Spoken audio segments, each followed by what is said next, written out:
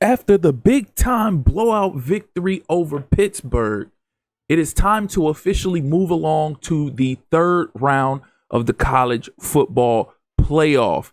And we got to see who we face off against this round.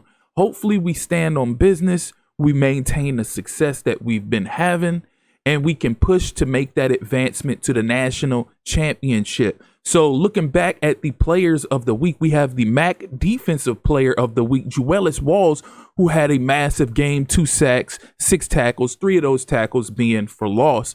Is he the national defensive? No, he's not. But Tyrion Martin is the MAC offensive player of the week in the college football playoff quarterfinal with 14 carries, 123 yards, 8 yards per carry. So a budding star in the making. Surely he has to be National Offensive Player of the Week, huh? No, he's not. But we see who we face off against in the third round of the playoff in the Cotton Bowl. So you've been invited to play in the college football playoff semifinal at the Cotton Bowl. So we'll be facing off against Oregon. That will be a massive match or offer accepted. Okay, so Nick Petrino has accepted our offer to become offensive coordinator. So far we filled one of those voids. Hopefully we get news that Fran Brown has accepted our offer to become the defensive coordinator. That would be awesome if we can have those voids filled. And it appears he has accepted the offer. So Fran Brown has accepted our offer to become defensive coordinator next season. Hopefully we can maintain the success, and in the process of maintaining this success, we can keep our staff. Nothing hurts worse than having a staff leave after you've had a successful season. And as you can see, facing off against Oregon in the third round of the college football playoff. And just like all these other matchups, it's pretty lopsided. We got to face off against a star receiver who has 54 catches, 1,053 yards. And look, you can see just how lopsided it is. So they're about 22 overall points better than us. And again, we're facing off against a wide receiver who has 13 receiving touchdowns, 1,053 yards on just 54 catches. So we're going to have our hands full. We have no coaching offers this week, which is good because we weren't going to accept any anyways. Taking a peek at the top stories, we got Georgia facing off against Clemson. So if we beat Oregon, it'll be we'll face whoever wins out of Georgia and Clemson. So that would definitely be a hands full type of matchup. And as you can see by the numbers, we have more points per game on the year than they do. We have more passing yards per game at 326 to their 306, but they have more rushing yards per game at 146.2 to our just 93. Clemson ended up smacking around Alabama the prior week, 59-28. Wow. Clemson is looking like a powerhouse team right now. So that should be an interesting matchup between them and Georgia, but only time will tell. Like I said, I don't think there's much for us to do this week. So 5 catches, 117 yards, 2 TDs for that same wide receiver that I was speaking about. Taking a peek at the staff, you see the voids are filled. They're not on the level that our previous offensive coordinator and defensive coordinator was, but we can grow and improve them. As we continue with our success, so will their success. Like I said, hopefully with that success, it doesn't lead to them bolting. But like I said, we have to maintain the success first. Fran Brown runs the type of defensive scheme we like to run in the 3-3-5 tight, and Nick Petrino runs the type of offensive scheme we like. So it's time to go ahead and jump into this game action. No ifs, ands, or buts necessary for this. Let me see. I want to see what uniform setup I want to use for Oregon. Oh, those black uniforms are always clutch. Those black uniforms are always clutch. You know me. If you've been watching this for a minute, you know I'm big on aesthetics. So I got to make sure the right uniform combinations is in place for not just our team, but for the CPU team as well. So the one thing about Oregon is that they have a lot of different fire uniform concepts. So it's a lot to go through. It's a lot to dig through to pick which uniform I want to face off against them. I might just end up using the green uniforms, or I could use these. These ones is low-key fire too. We'll revisit that. We're going to keep scrolling first. They got the eggshell. We could always put them in the eggshell uniforms, and then we could wear the solid colors. This black though, this black is tough. This black is extra tough. This might be the one. So let's go ahead and pick which one we want. I might do an all white. I might go with the navy blue bolt, or I could go with the gold helmet, which might be the one that I lean into. Gold helmet with the navy blue bolt and the gold pants. Yeah, I like this combination right here. So while we got them in the all black, we're going to go with the yellow helmet and the yellow pants. That's one of the combinations that I do like my damn self. So let's go ahead and jump straight into this game action. The wait is over. It's time. It's time we got to prove ourselves. Like I said, we're coming off of an exciting big time victory over Pittsburgh. Let's see if we can go in here and knock off Dan Lanning and the Oregon Ducks. And let's see if we can do that one in convincing fashion as well. And if we do this in convincing fashion, I feel good going into the national championship. Unless, of course, we end up having to face off against Georgia. I don't know. I have yet to play Georgia, but there's a different feel about Georgia. Like, I can kind of take these other teams that I've been having to face off against, like the Pittsburghs and the Oregons, kind of lightly. I'm not taking Oregon completely lightly because, like I said, this could end up being a different outcome than I'm predicting it to be. I'm not saying we're going to blow them out, but I'm just saying I'm not comparing neither one of these teams to Georgia. Georgia is a different kind of animal. All right, so by the numbers, you can see third down percentage. We got nearly a 10% better percentage. They have 100 yards better than us on. Let's go, D. Out the gate. There we are. Hell yeah, applying pressure out the gate. Kobe Smith shooting through that gap, doing what he's been doing all season long, getting to the QB. Let's go. I love it. I love every bit of it. The defense coming out the gate, making a statement, setting us up for success already. And look at him off the edge, unguarded, just hawk down a quarterback. Micah Parsons type vibes. As you can see it, players or impact players to look out for will be Jaden Davis and Jaden Walker. They've been key contributors all season. Money, give me. Let's go. That comeback route is vicious. Let's get him with it again. Hem, that's me. Let's go. Let's go. Hicks, that's all you, Hicks? Oh, that's a house call. And we in there. Just like that. That's almost like taking candy from a baby. What are we talking about here? I love it. Marquise Hicks getting in the end zone. And like I said, he hasn't been the beast of a player that Tyrion Martin has become, but he gets in the end zone. So going into the second quarter, as we currently stand, it is a 7-0 ball game.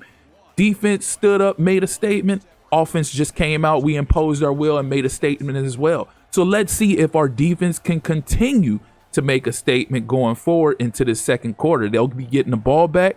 Let's see if we can get the ball back to us without them having points. Come on, defense, where y'all? Get that stop. Let's go. Hell yeah.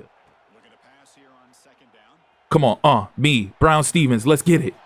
Let's go. Showing up to the party, and he's not empty-handed. He said, don't forget about me. Just because that first drive, we really didn't do too much.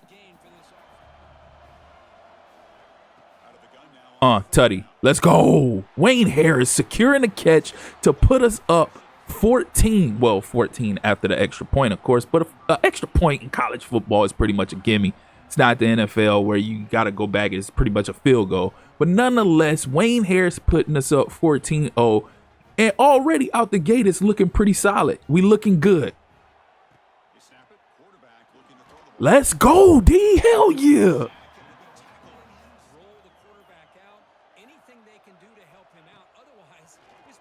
Come on. Big time stop. Let's go. Give me that ball back.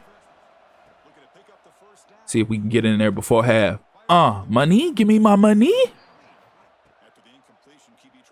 Dot. Let's go. Come back.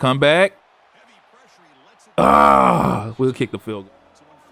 I'll take the points, hopefully, because y'all know I be having my troubles with these field goals.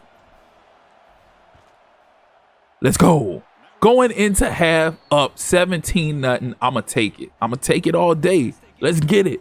Who would have thought we even been in this position? I would have thought with the high-powered offense that Oregon typically plays with, at least be in a shootout with them. But going into halftime, it is 17-0. And like I was just saying a second ago, I thought facing off against them, we'd be in a shootout. We'd be participating in a shootout, but it's been the exact opposite, and it's a shutout right now. And we have 24 rush yards to 134 pass yards, averaging 6.2 yards per play passing. We're firing on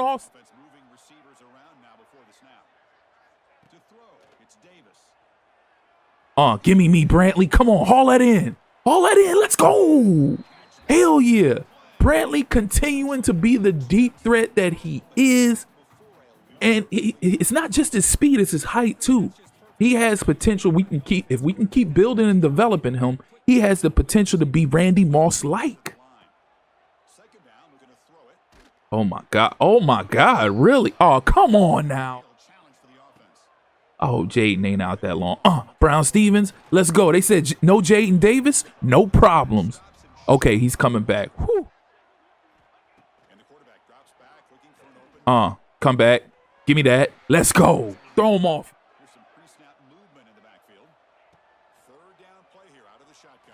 Come on now. Where y'all at? Let's go. Go ahead and get out of the game. If you ain't want to show up to play, go ahead and get out. Sit this one out, my dude. It's all good. Let's go. Brown Stevens, let's get it.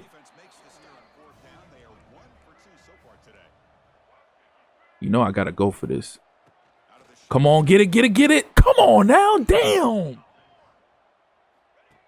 Really about to get shut out in the third quarter. This is crazy. Let's go, D. Hell yeah. I was speaking too soon about getting shut out in the third quarter. Well, I wasn't speaking too soon because we really about to get shut out. Going into the fourth quarter, neither team scored in the third quarter. So it is still the same score that it was at halftime, 17-0. And you can see it's still lopsided. We have 198 pass yards to their 28, 40 plus rushing to their minus 22.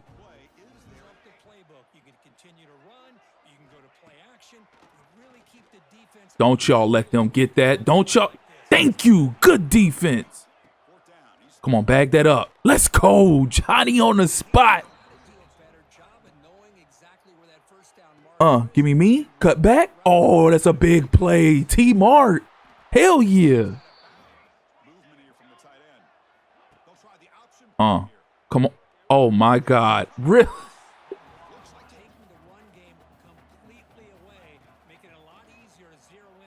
Thank you, D. Let's go. Money. Let's go. Sit that down. Come back. It's us. Come on. Punch this in. Give me. Let's go. Hell of a play. I could have dumped it off. Oh, RB there again. But I'm going to take A. Tutty. Let's go. Money in the bank. Shawty, what you drink? Let's go. 24-0. We not only may be advancing to the national championship. It ain't even no maybe. We're advancing to the national championship. It'd have to be a miracle. But we might just shut out Oregon of all teams.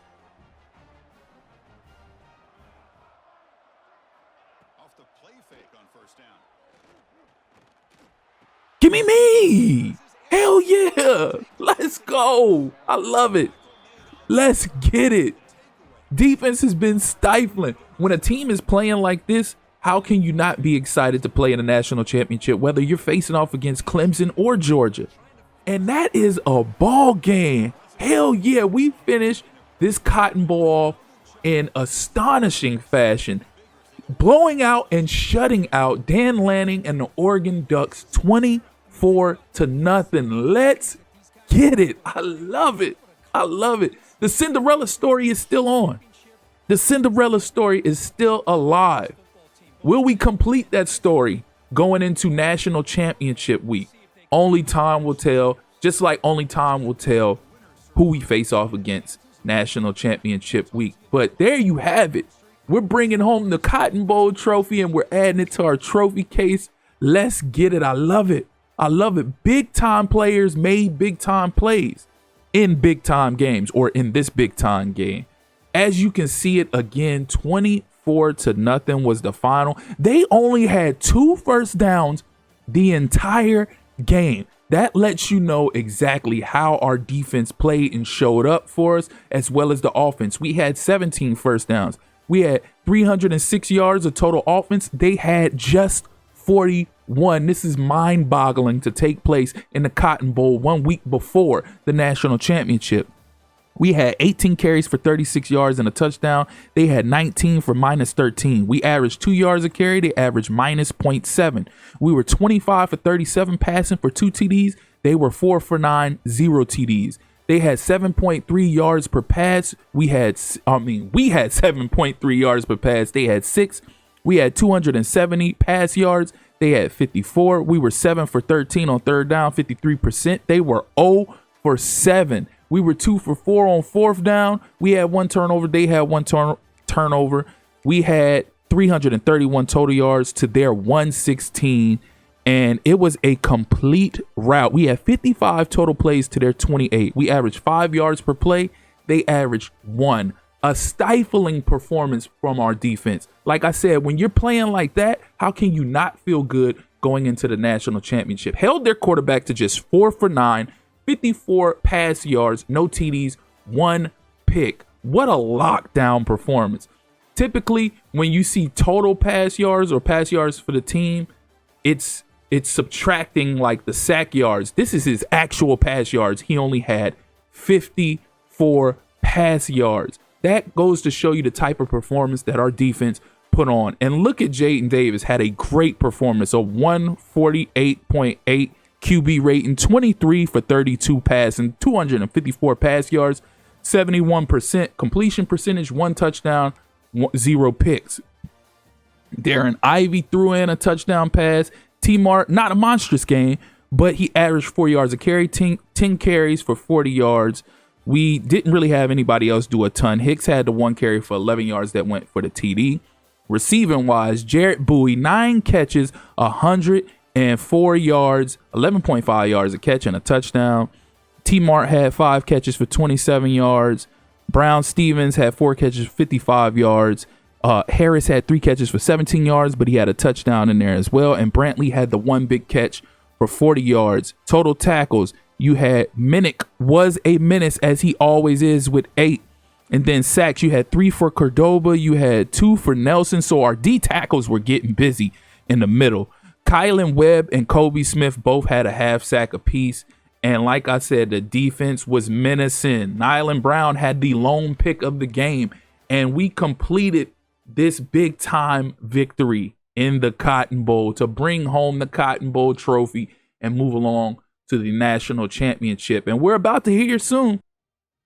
And we're about to see soon who exactly we will be facing off against as we navigate towards the national championship, with hopes and aspirations of bringing home our first national championship. And as you can see, semifinal playoff game winner, we bring on, congratulations, you have won the college football semifinal playoff game. And as you can see, a trophy has been added to our trophy case.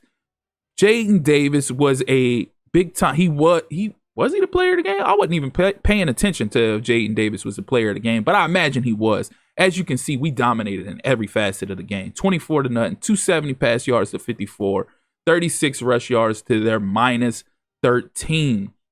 We did work this game. We did work it, and we continue to build this trophy case. I love it. I love it. So there you have it. It is time to go ahead and move along. Look at the amount of trophies we've already built up, and this is just year 3. If we continue this trajectory going forward, that trophy case is just going to continue to fill and fill and fill. Looking at the season statistics, though, let's take a peek at those real quick. So for the year, Jaden Davis with 4,800 pass yards, 58 passing TDs to 16 picks. So we started out the year throwing a lot or having a lot of turnovers, but we've toned that down and we've accumulated a lot of yards and a lot of TDs. T-Mart over 1,000 yards rushing for the year, averaging 8.6 yards per carry with 15 TDs on the year. He's only averaging 63.1 yards per game. He has 14 carries that went for 20 or more yards. but he's been on a breakout tear. Brown Stevens, 1,400 receiving yards on the year, 23 TDs. Then you had Bowie right behind him with 893, as well as Brantley with 816. I could possibly finish the year with 3,000-yard receivers. Only time will tell. So looking at our pass, we already looked at our passing. So yeah, that's gonna do it for this week's episode. Again, a great performance, a great blowout victory, shutout victory over the Oregon Ducks. And now it is time for us to go ahead and move along to the next week, where we find out who wins this big game between Oregon or Clemson and Georgia. Before we do dip out, let's go ahead and utilize these coaching points that we had to purchase abilities for Coach Leroy Glover. We only got 4 left, so we're going to go ahead and back out of that. We done with that. So now we can go ahead and advance to the following week of this college football playoff. So that's going to do it for this episode. As always, if you're here for the first time or you're returning and you haven't liked or subscribed already, please do so. Click that notification tab so you can stay up to speed with more of this Kent State rebuild, as well as other College Football 26 content. Again, I appreciate you all for tuning in. That's been my time. Till next time. Peace.